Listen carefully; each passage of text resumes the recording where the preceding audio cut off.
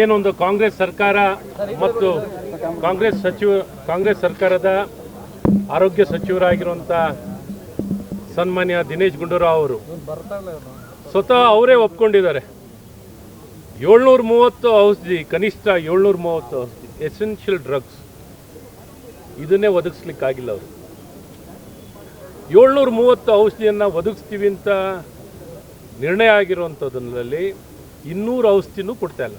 200 ಔಷಧಿನೂ ಅದಕ್ಕೂ ಪ್ಯಾರಾಸಿಟಮಾಲ್ ಅಂಥದಕ್ಕೂ ಕೊರತೆ. ಇವತ್ತು ಸರ್ಕಾರ ಫ್ರೀಯಾಗಿ ಔಷಧಿ ಕೊಡ್ತೀವಿ, ಭಾಳ ಸಂತೋಷ. ನೀವು ಫ್ರೀಯಾಗಿ ಯಾವುದೆಲ್ಲ ಔಷಧಿಗಳನ್ನು ಕೊಡಬೇಕು ಅಂತ ನಿರ್ಧಾರವನ್ನು ಮಾಡಿದ್ದೀರೋ ಆ ಎಲ್ಲ ಔಷಧಿಗಳನ್ನು ಒದಗಿಸ್ಬಿಟ್ರೆ ನಿಮಗೆ 100 ನಮಸ್ಕಾರ. ನಾವು ನಿಮಗೆ ಜನರ ಪರವಾಗಿ ಅಭಿನಂದನೆಯನ್ನು ಸಲ್ಲಿಸ್ತೀವಿ. ಆದರೆ ಇದು ಯಾವುದನ್ನು ಮಾಡದೆ ಏನು ನೀವು IV ಫ್ಲೂಯಿಡ್ ಕೊಟ್ರಲ್ಲ, ರಿಂಗರ್ ಲ್ಯಾಕ್ಟೇಟ್,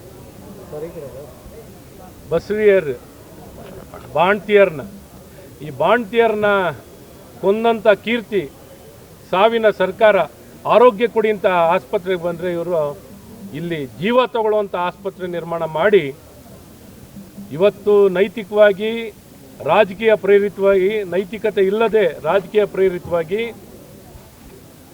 ಜನೌಷಧಿ ಜನಪರವಾಗಿ ಕಮ್ಮಿ ದರದಲ್ಲಿ, ಯಾವಾಗ ಆಸ್ಪತ್ರೆಗಳು ಅಥವಾ ಸರ್ಕಾರಿ ಆಸ್ಪತ್ರೆಗಳು ಅವಶ್ಯಕತೆ ಇರುವಂಥ ಔಷಧಿ ಮಾತ್ರೆಗಳನ್ನ ಒದಗಿಸ್ಲಿಕ್ಕಾಗಲ್ಲ, ಕಮ್ಮಿ ದರದಲ್ಲಿ ಜನರಿಕ್ ಡ್ರಗ್ಸ್ ಭಾಳ ಕಮ್ಮಿ ದರದಲ್ಲಿ ಒದಗಿಸ್ಲಿಕ್ಕೆ ನಮ್ಮೆಲ್ಲರ ನೆಚ್ಚಿನ ಪ್ರಧಾನಮಂತ್ರಿಗಳಾದಂಥ ನರೇಂದ್ರ ಮೋದಿಯವರು ಕಮ್ಮಿ ದರದಲ್ಲಿ, ಏನು ಇವತ್ತು ಮೆಡಿಕಲ್ ಶಾಪ್ನಲ್ಲಿ ಬೇರೆ ಬೇರೆ ಔಷಧಿಗಳು 100 ರೂಪಾಯಿ ಇದ್ದರೆ ಇದು 20 ರೂಪಾಯಿ, 20 ರೂಪಾಯಿ 30 ರೂಪಾಯಿಗೆ 20 ರಿಂದ 30 ರೂಪಾಯಿ ದರದಲ್ಲಿ ಸಿಗುವಂಥ ರೀತಿಯಲ್ಲಿ ವ್ಯವಸ್ಥೆಯನ್ನು ಮಾಡಿಕೊಟ್ಟವ್ರೆ.